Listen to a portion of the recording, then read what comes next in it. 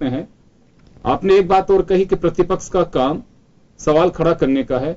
आप अगर ये बात कह सकते हैं कि प्रतिपक्ष की एक परंपरा रही है कि सवाल खड़ा करना या कोई भी चीज है, क्योंकि कारण दूसरा होता है कि जब हम सत्ता के सिंहासन पर बैठते हैं उस वक्त बहुत सारी चीजें नजरअंदाज हो जाती हैं, हमें दिखाई नहीं देती हैं। ये प्रतिपक्ष होता है या फिर मीडिया होता है जो चीजों को दिखाता है, उसे अदरवाइज नहीं ले जाना चाहिए। क्योंकि आज बीजेपी जिस मंजिल पे और जिस प्लेटफॉर्म और जिन पिलर्स पे खड़ी है, वो आप लोगों के संघर्ष, अगर उस वक्त इसी संघर्ष को नजरअंदाज या मीडिया की तरफ से या कहीं से किया जाता तो मुझे लगता बहुत मुश्किल होती।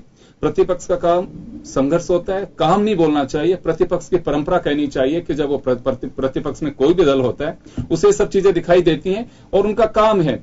अभी वर्तमान प्रतिपक्ष ने कोई नया काम नहीं किया है कि आप लोग भी यही करते थे जब इन्होंने जनगणना विधानसभा वार, लेकिन स्वतंत्र नियामक आयोग जो संवैधानिक आयोगों पे प्रश्न चिन्ह नहीं लगाते थे। आपने देखा पिछले कई समय से, कई दिनों से हमारा आज एजेंडा भी युवा मोर्चा के आपके पदाधिकारियों को लेकर के संवैधानिक आयोग पे प्रश्न चिन्ह खड़ा करके अपने आप को कटघरे में खड़ा के विपक्ष ने फिर सब भागे। ईवीएम पे प्रश्न ऐसे ऐसे बेतुके प्रश्न बना रहे हैं क्योंकि मुद्दे नहीं है। विकास के एजेंडे बात कीजिए ना आप, वो इनसे की नहीं जाती होगी, विकास के कार्य धरातल पे पहुंच रहे हैं।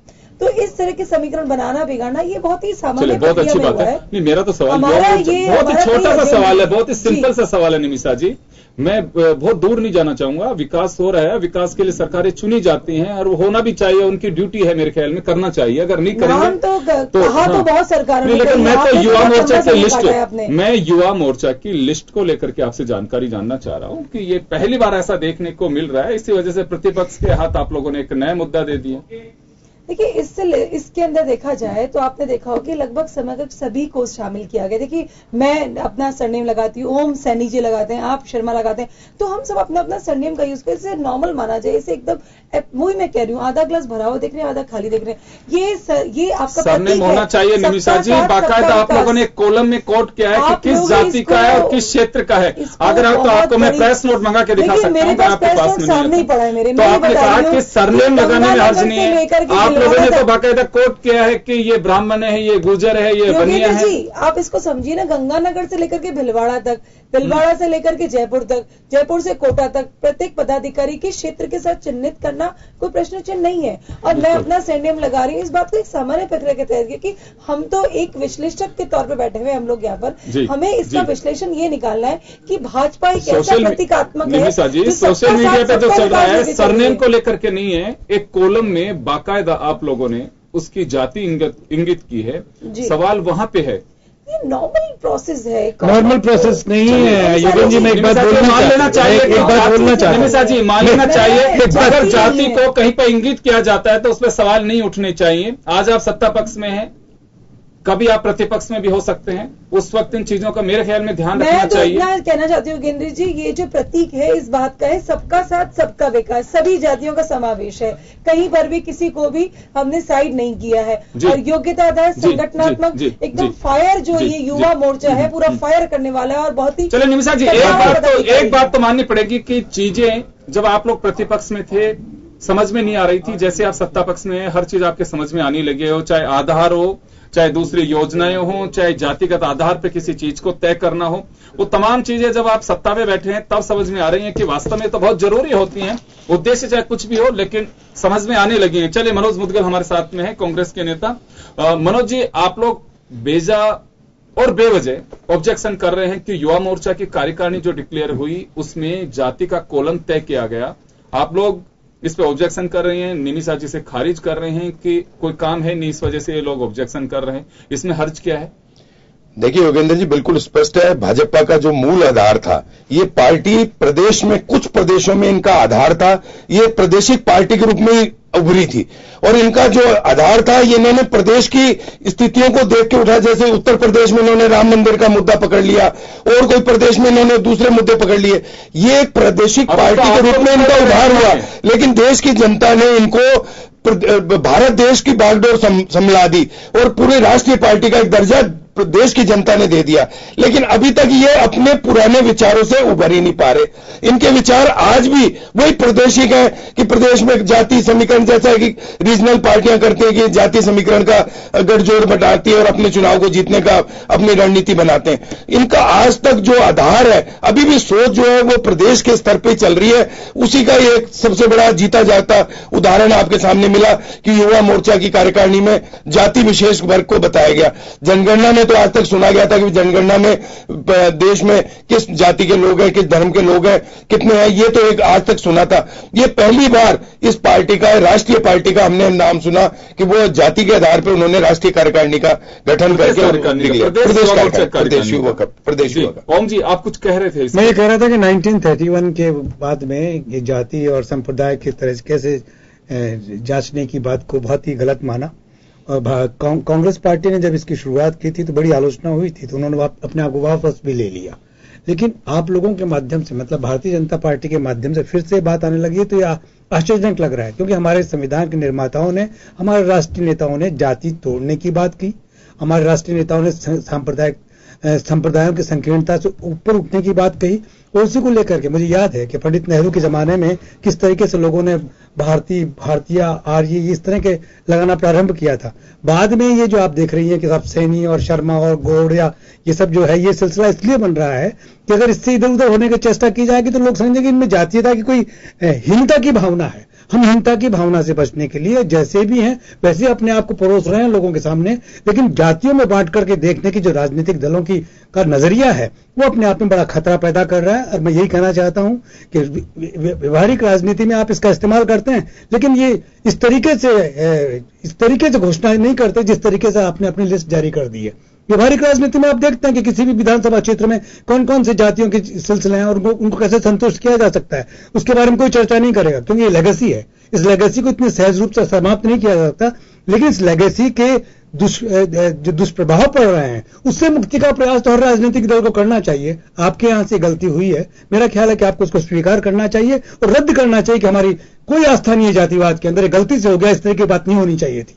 अब आप ऐसा कह नहीं रही हैं, लेकिन उसको आप डिफेंड कर रही हैं कि हमारा लक्ष्य तो ये रहा कि साहब लोगों के साथ में ज्यादा से ज्यादा जुड़ा जा सके और उनके साथ में जाया जा सके, इसलिए हम ऐसा कर रहे हैं। लगता नहीं है। चलिए निमिषा जी, मैं देखिए पार्टी लाइन से ऊपर उठ करके एक बात जानना चाहूंगा कि हर राजनीतिक दल ये बात कहता है कि हम 36 कौम को साथ लेकर चल रहे हैं। बड़ा एहसान है इस समाज पे अगर 36 कौम को आप लोग साथ लेकर के चल रहे हैं, लेकिन जब टिकट डिक्लेयर करने का, टिकट तय करने का वक्त आता है, दूसरी चीजें तय करने का वक्त आता है, उस वक्त ये देखा जाता है कि किस जाति के कितने लोग होते हैं।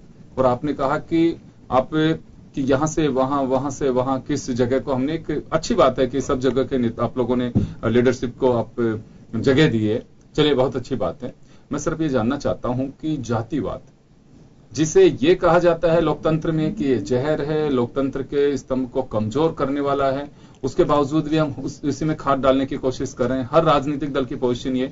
इंडिविजुअली मैं आपसे ये जानना चाहूंगा, आप अच्छी पढ़ी लिखी हैं, बहुत अच्छे से आप मेहनत कर रही हैं, क्या वास्तव में ये जो रूट लाइन राजनीतिक दलों ने अपना ली है, वो मैं सबकी बात कर रहा हूं, ये नहीं कि हमारे यहाँ नहीं होता इनके यहाँ पे होता है, जवाब ये नहीं होना चाहिए। आप अपने विचार बताइए, दर्शक सुन रहे हैं कि वास्तव में राजनीति में जातिवाद को जगह है क्या?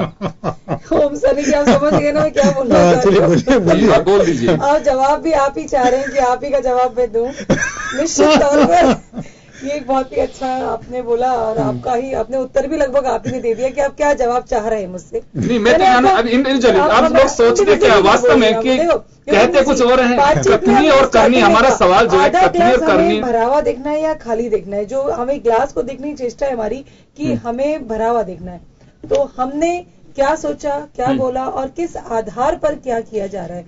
देखो मैं तो वर्तमान युवा मोर्चा के कार्यकारिणी की बात नहीं कर रहा हूँ, मैं तो सिर्फ ये जानना चाह रहा हूँ कि जो कहते हैं वो करते क्यों नहीं है, वो मैं जानना चाह रहा हूँ। देखिए आपने जो शब्द मेरे मुख में डालना चाह रहे हैं उसी के मद्देनजर मैं बोलना चाह रही हूँ। बोलिए, कोशिश कर रहे हैं हम मतलब आप चाह रहे हैं मैं वही बोलूं जो आप सुनना चाहते हैं। बोलिए। देखिए मैं एक बहुत ही संतुलन की बात करूंगी। जहां तक जनता की बात है, आप इसमें देखिएगा कि समतुल्य जो स्थापित है वो किया गया है और हमारे पास बात एक ही मुद्दा बचता है कि हम 36 की 36 कौमों को साथ लेके चल रहे हैं। तो आधार जो है, आधार वो ये है, कोई भी हमारे अल्पसंख्यक नहीं, कोई भी बहुसंख्यक नहीं है, हम सब सबका साथ सबका विकास। और मैं इनसे पूछना चाहता हूँ कि नाम के आगे, सरनेम के आगे लोगों को जाति का नहीं पता चलता। ये जाति बताना, विशेष वर्ग विशेष बताना, ये बात तो क्लियर करेंगे। एक बार सबका साथ सबका विकास तो आप कर रहे हैं, लेकिन मनोज जी आपके पास में आ रहा हूँ। चले निमिषा जी, समय बहुत कम है। आप हम करते नहीं है, जो है सब बिल्कुल नहीं कर रही हैं आप, ये बिल्कुल भी नहीं कर रही हैं। लीपा पोती आप बिल्कुल नहीं कर रही। मैं निमिषा जी क्योंकि देखिए समय कम है, निमिषा जी समय कम है। बीकानेर से एक कॉलर हैं, वो सुन रहे हैं अपनी डिबेट को, और आप जो बात कर रहे हैं उस पे उन्होंने कहा है, मैं जोड़ नहीं सकता अब उनको। उनका साफ कहना है कि जवाब जो सुनना चाह रहे हैं वो नहीं है कि आप लोग जवाब जो सुनना चाहते हैं वही जवाब की जगह आप समझने की कोशिश कीजिए, इसको समझना ज्यादा बेहतर है। और बताने की कोशिश मत कीजिए। कांग्रेस तो देश के 36 कौमों को लेकर चल रहे हैं, तो जाति को लेकर चल रहे हैं, ये पार्टी को लेकर चल रहे हैं। आपकी राष्ट्रीय पार्टी है, रीजनल पार्टी है, सब नहीं बचेंगे आपके पास में, आप थोड़ा सा संयम रखें। चले निमिषा जी, आप जो निमिषा जी मेरे सवाल का उत्तर जो आपने दिया, संतुष्ट आप उससे? देखिए मेरा जो है, नहीं मैं एक ही शब्द हाँ या ना, आप संतुष्ट हैं जो आपने जवाब दिया? आप जो सुनना चाह रहे हैं वही मैं बोलूं? नहीं मैं बिल्कुल नहीं चाह रहा हूँ, आप अपने शब्दों को बोले, बिल्कुल भी हमारी इच्छा ये नहीं है। संतुलित उत्तर है, चले बिल्कुल आधार पर हमें एक लाइन में आप कहिए कि मेरी जवाबदेही है कुछ, मैं अभी चले टीम जो है मनोज जी मैं एक बात जानना चाहूंगा कि जब हम सत्ता के सिंहासन पे होते हैं तो उस वक्त कांग्रेस जाति कुछ अलग नजर में अंदाज आती है, वो घेवर की तरह दिखती है, और जब प्रतिपक्ष में होते हैं तो बिल्कुल वो लगता है कि वो उसे हथियार की तरह यूज कर रहे हैं। देखिए योगेंद्र जी, बिल्कुल स्पष्ट है कि जाति विशेष वर्ग का नाम लेके लिखना, लिस्ट में लिखना, ये इनका दर्शाता है कि ये आज तक अपने आप को रीजनल पार्टी में ही मान रहे हैं, ये राष्ट्रीय स्तर पे उभर ही नहीं पा रहे। जहां आप हिंदू मुस्लिम सिख ईसाई, अगर आप सबको बांटना चाहते हैं, उनके नाम के साथ उनकी सरनेम लगे, जनता जानती है उनके कि मेरा गोत्र क्या है, आपका गोत्र क्या है। निमिषा जी, ये बताने की जरूरत नहीं होती कि आप शेखावत को राजपूत मानते हैं या शेखावत को दूसरी जाति का मानते हैं। ये तो इन पर सवाल हो गया, आप अपना बता दीजिए कि आप लोग उचित मानते हैं क्या जातिवाद, जब टिकट जाति के आधार पर तय होते हैं, कार्यकारिणी के सदस्य जाति के आधार पर तय होते हैं, मैं वो जानना चाह रहा हूं। देखिए कांग्रेस पार्टी एकमात्र ऐसी पार्टी है जो 36 कौम को लेके चलने वाली है। हम किसी जाति धर्म विशेष का नाम नहीं लेते सब, और ये बात बार बार ब्लेम करना कि कांग्रेस पार्टी किसी जाति विशेष की, कांग्रेस सबकी है, सबके साथ। मनोज जी, झोटवाड़ा से कोई मिस्टर सुनील ने कॉल किया है, झोटवाड़ा से कोई मिस्टर सुनील है, वो कॉल कर रहे हैं कि मेरे दोस्त हैं मनोज जी, मैं बहुत अच्छे से, वो मुझे जानते हैं, मैं उनको जानता हूं कि आप भी निमिषा जी की तरह जवाब दे रहे हैं। चलिए अब मैं सवाल मेरा, हाँ बिल्कुल ओम सर, मैं योगेंद्र जी इस बात का समापन यूं करना चाहता हूं कि पहले तो दोनों पार्टियों को अपनी ये बात बदल लेनी चाहिए। 36 कौम, हमारे यहाँ 4 वर्ण, 2000 जातियां हैं और कम से कम 7-8 संप्रदाय हैं। तो ये जुमला जो इन्होंने हासिल किया है, इनकी कौन सी एक्सरसाइज है? किसी ने कह दिया 36 कौम, ये भी बोल दिया, ये आप ये बदल दीजिएगा। और दूसरा ये कि हमारे यहाँ गोत्र, जो दलितों में गोत्र है वो स्वर्णों में भी मिल जाएगा आपको। गर्ग अगर बनियों में भी होता है तो गर्ग दलितों में होता है, इसलिए इससे जाति नहीं पहचानी जाती। इसलिए आप लोग बड़े जागरूक रहते हैं कि जिस किसी विधानसभा क्षेत्र में, लोकसभा क्षेत्र में जहां आप टिकट दे रहे हैं, जहां आप काम कर रहे हैं, जातियों के समीकरण को जब देखते हैं तो आप ठीक से पहचान लेते हैं और उसकी जांच परख करते हैं। और ये वजह है कि लगता है कि कुछ ऐसा, इसीलिए आप इस तरह का कर रहे हैं। मेरा ख्याल है कि करना नहीं चाहिए। चले, लेकिन देखिए मैं ये बात, आप लोगों की धैर्य और आप लोगों की जो सोच, आप बहुत ही संयम तरीके से इस सवाल का जवाब दे रहे थे। मैं बिल्कुल मानता हूं आप लोगों की एक अपनी एक परेशानियां हैं, मजबूरियां हैं, लेकिन हम इतना कहना चाहेंगे कि खासकर जिन हाथों के अंदर बागडोर है, जो करने की स्थिति में है, जातिवाद को इतना आगे नहीं बढ़ाना चाहिए।